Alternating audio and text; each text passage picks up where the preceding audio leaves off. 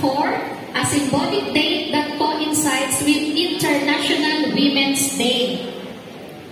So dahil nga sa batas na ito, nagkaroon na sistematikong pagkilos ang mga ahensya upang tulungan ang mga nagiging biktima ng BAUSI.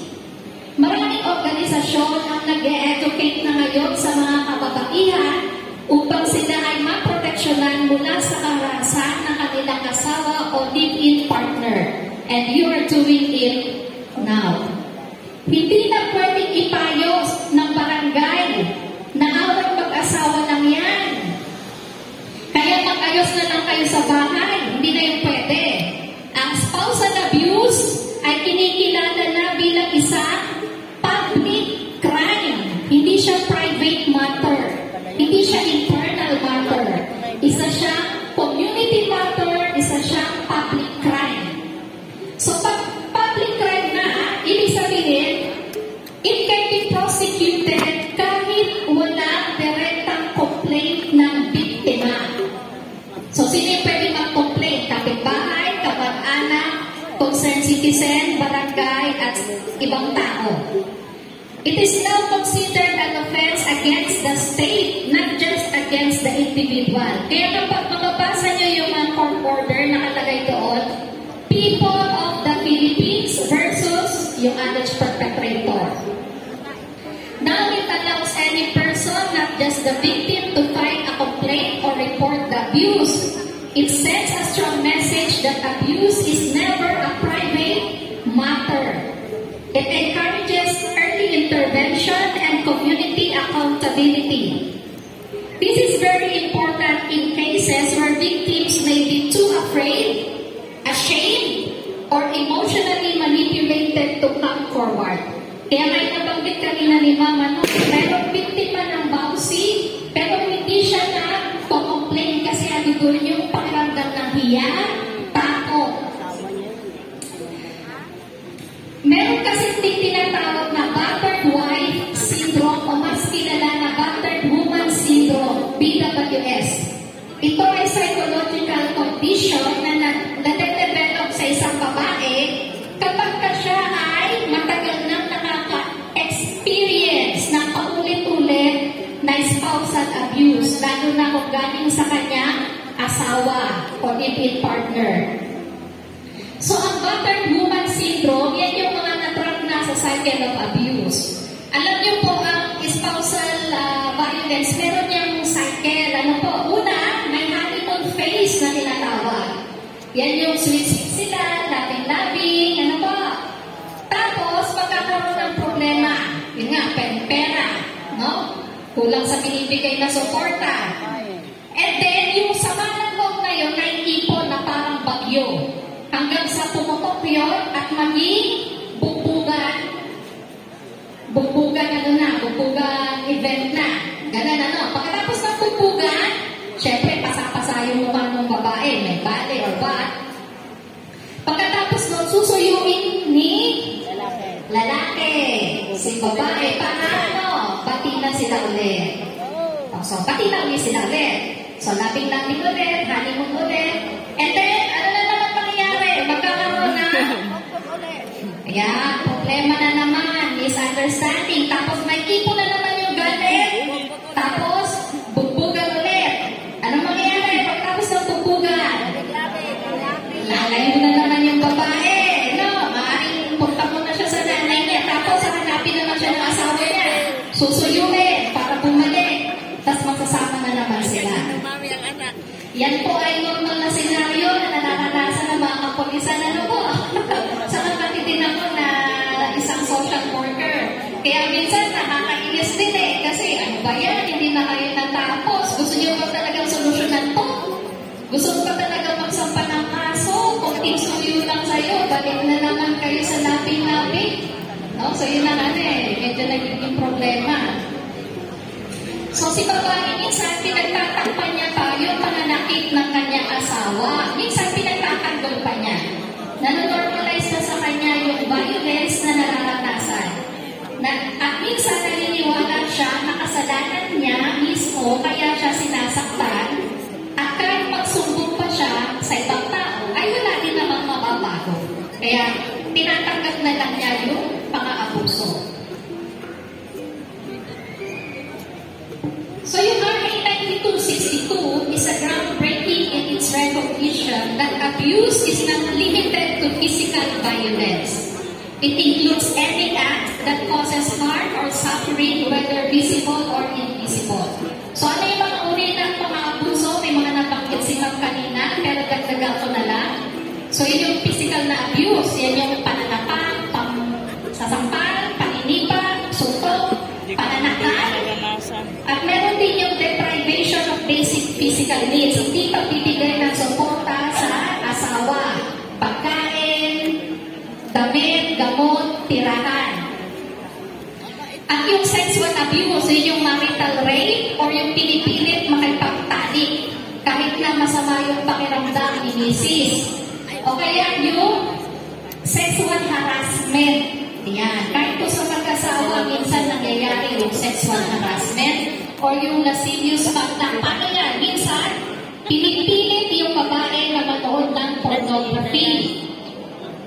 Tapos, piniprint yung babae o yung anak nila as sexual object, forcing the victim to participate in indecent acts, forcing the wife and mistress to, ito masakit ito. Minsan, pinipilit yung babaeng asawa, tumira kasama ng kabit. Tatlo sila sa isang bahay. At minsan, pinoprostitute yung kanyang sariling asawa o anak. Meron din tinatawag na emotional abuse. Yan yung minumura ka, tinatakot ka, ini-intimidate ka, ini-stalk ka, o pinapahiya ka sa publiko. Tapos, inihiwalay ka sa iyong mga kaibigan o kamag-anak na pwedeng makatulong sa'yo. O kaya ay minamanipulate, kukunin ko yung anak natin, di mo rin makikita at kailan pag iniwan mo ko. Yung mga ganun. No? So that's a form of psychological abuse. Economic abuse, ito yung hindi nga pagbibigay ng suporta sa babae at sa kanilang anak. At hindi rin siya pinapahintulutan na magtrabaho. So, karapatan po ng babae na magtrabaho, pero mag-usap lang na maayos, para di rin mapabayaan yung mga anak. Ano pa? Yung sinisira yung property. Hindi nga ikaw yung pinutubo, pero yung TV nyo, yung radyo nyo, yung rice cooker nyo, lumilipat, binabasa. So that's a form of abuse. O kaya binibenta, sinasanla para pag-isyo.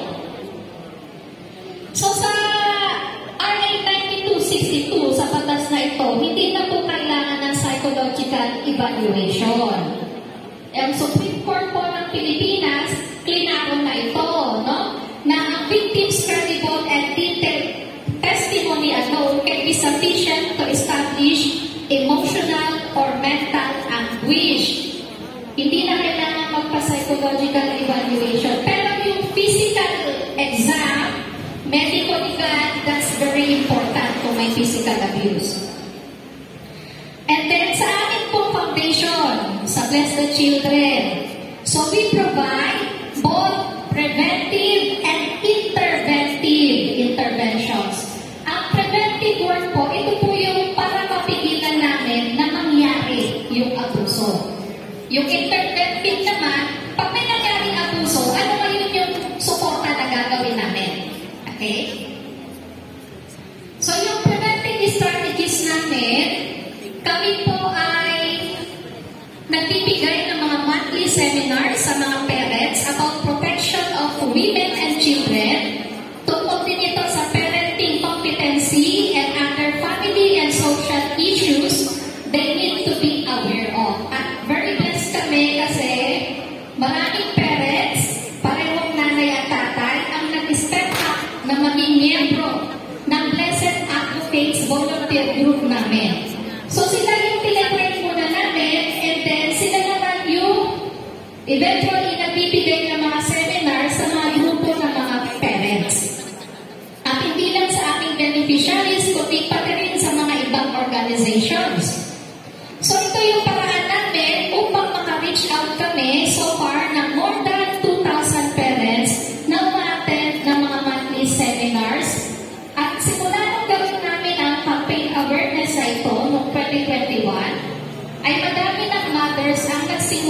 humingi ng tulong sa amin upang magabayan sila sa paghihinto na nararanasan nila spousal abuse.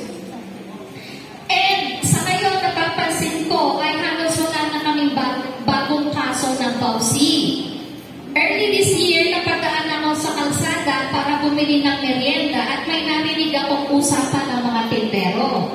Sabi nung isang nagtitinda ng fishball, alam ko, napipikon ako sa asawa ko pero di ko masapak. Kasi baka mabausi ako. Ayun. So natuwa naman ako, Kasi buti na lang may awareness na sa komunidad.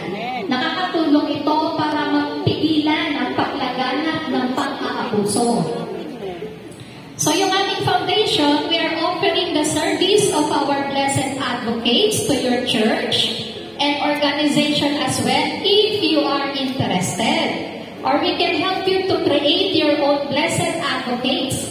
I am sure marami kayong mga magagaling na members, parents or youth, at meron kayong women's ministry na magiging passionate about protection of women and children and of the whole family. Every month, we teach our beneficiaries about various social issues that affects the families. This includes yung sa suicide, alcoholism, mga cyberbullying, and so on. Pinag-uusapan din namin ng topics ng trauma, mental health, effective communication in the family, child development. So, sa interventive approach naman, si Ma'am Trisha, hi Ma'am Trisha, ayan, isa sa aming licensed social worker. Kasama din namin yung aming future licensed social worker, si May Joy. So what we do, we provide legal and psychological counseling to our beneficiaries who are BAUSI victims. We also accompany them to their appointments sa hospitals, court hearings, barangay, and police. Sagot na namin ang pamasahe at pagkain sa mga nakak na ganito. Kasi naiintindihan namin na minsan pinanghihinaan ng loob ang biktima na magproseso ng kaso kapag gutom sila at walang pamasahe. Yan. Sasabihin nila, ay yung perang papamasahe ko, ipagbibili ko na lang ng ulam namin ng mga anak ko o ipapabaon na lang ng anak ko. So, to help them, we provide also this financial support. Pagkasama namin sila. As much as we can, we provide holistic intervention, not only to the women and children, but also to the accused men. Alam niyo po, posible pong ma-end o mahinto ang family violence kapag ang tatay ay binigyan ng sapat na tulong din. Sometimes they suffer psychiatric problem and all they need is to see a psychiatric doctor.